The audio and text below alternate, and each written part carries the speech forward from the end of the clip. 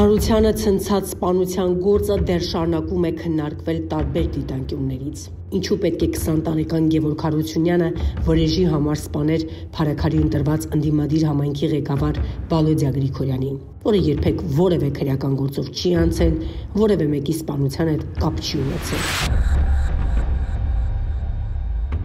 Առնու լրատվականին բացառիկ մանրամասներ են հայտնի դարձել 20 տարեկան Գևորգ Հարությունյանի խոստովանությունից։ Նա իրավապահներին ամբողջությամբ պատրաստված խոստովանել է, թե ինքը գնացել է դաշտամիջյան տարածքում երկար ժամանակ կրակել է սովորել, պատրաստվել է սպանության, եւ այստեղ անհասկանալի է, թե ինչպես շրջիկ ծառայություն իրականացրած ոստիկաններն այդ կրակոցները չեն լսել, չեն գնացել հետքերով, որպեսզի կարողանային նախականխել ու կանխել ծանր հանցագործությունները։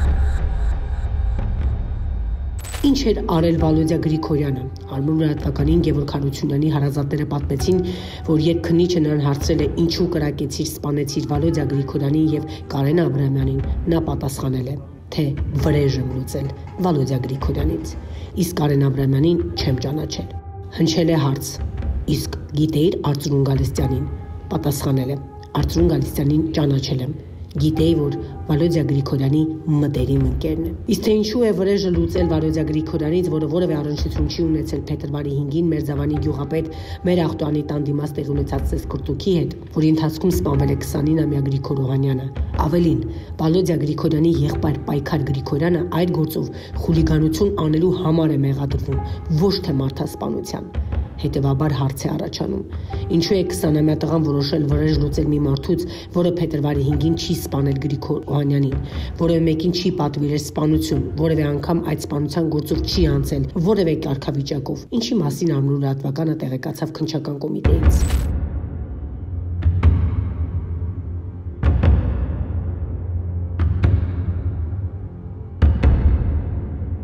Իսկ թե քննչական ծառայության ղեկավար Արթուր Պողոսյանը հայտարարում է, թե վենդետա է եղել, հայտնելով, որ սպանությունը բացահայտված է, ապա պետք է քննությունը խորանա այն ուղղությամբ, թե ինչ խմբավորումներ են գործել Փարաքարում, ինչ լարվածություն է եղել կողմերի միջև, որի մասին քննչականը չի ասում։ Արմնու լրատվականը բազմիցս եղել Փարաքար համայնքում եւ ներկայացրել այս տավանթացքում արկա լարված իրավիճակը համայնքում։ Նկարագրել են, որ Մերձավան գյուղը բաժանվել է երկու մասի՝ վարչական ղեկավար, քպական ախտոյանների կողմնակիցներ եւ մշտապես գյուղապետ ընտրված Գրիգորյաններ։ Գյուղը բաժանված է երկու խմբի։ Այո։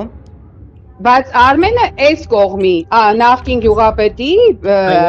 այս կողմից է, ոնց որ ընկերներ ունի, ոչ թե իրանց կողմից, Արմենը ոչ մեկի կողմից չի։ Ընդհանրապես Արմենը փորձել է, իրան չկպնեն, սենց ասեմ, ին բառերով ասեմ, դուք չգիտեմ, ոնց կներկայացնեք համարում։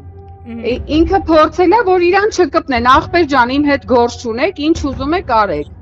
Բայց ամեն անգամ վեճը նախկին եւ ներկա գյուղապետների կողմն է։ Այո։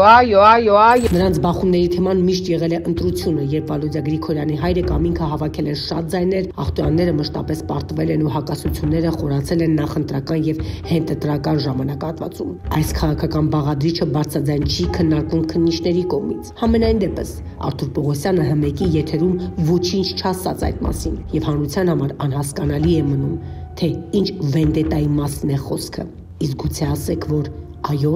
քաղաքական վենդետա է։